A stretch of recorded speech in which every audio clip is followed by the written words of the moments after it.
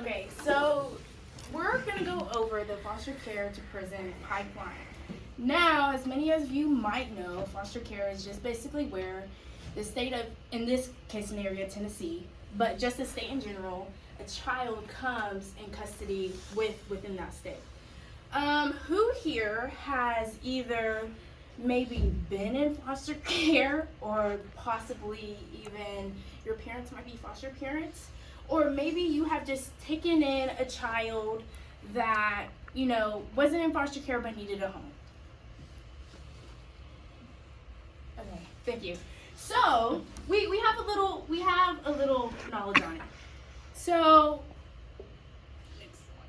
okay, so when children come into foster care, there's many things going through their minds. Questions like, man, what's gonna be my next meal? What is the bed I'm gonna sleep in next? When am I gonna be wanted? Why am I different? Why can't I be like any other child? And all of these things usually end up in stress, depression, anxiety, mental disorders, or even lead to them being in some type of situation with crime or just criminal stuff in general. So, next slide please. Here we have a chart, basically general population of adolescents versus foster care adolescents. As we see here with anxiety disorder, general population is at 16 and foster care is at 43, and that's really just crazy high. And then with post-traumatic stress, we have them at a 4 general population and foster care only at a 25. See, most kids, when they're put in these situations, they don't know really what to do or how to deal with it.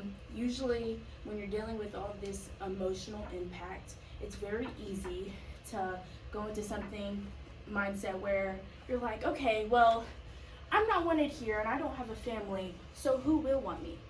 So this usually leads into trouble. And it might start with little trouble, might start with lying or stealing, and then eventually go further into stealing cars, or maybe aggravated assault, or possibly even rape. So, can you go to the next slide, please? So, here's a quote from Fostering Forever. Every kid is one caring adult away from being a successful story. Just one caring adult, just one person in the community, just one person that's willing to open their lives and their heart for a child that needs a lot of love and grace and familiarity, just in order to not be so prone to having some situation with their criminal justice. Okay, what can we do? I'm talking about, okay, this is emotionally impacting.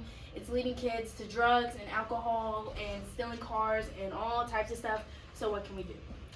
First of all, as you become a foster parent, which is, that's a lot. That really sounds like a whole lot. But kind of breaking it down, if you were becoming a foster parent, these are the ways that you could help children. First, giving them a safe home. Giving them a safe home where they feel like they're okay. Second, giving them grace, God gives us grace all the time, so giving these children grace is what they need. Third, letting them heal. They need time to heal. They need time to breathe. They need time to understand what is going on in their life. Fourth, let them know you love them.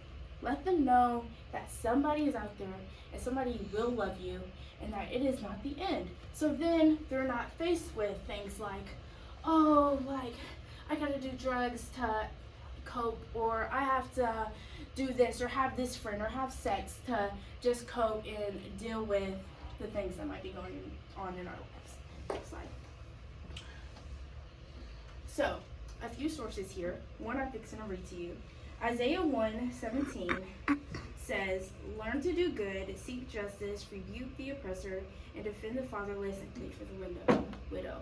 So, with that being said, if we could just be that one family, be that one person, be that one couple that steps out and is like, hey, I know you're fixing to face a lot of things in foster care, and I know it's very difficult, and I know the path that you are in right now is not going to lead you to success.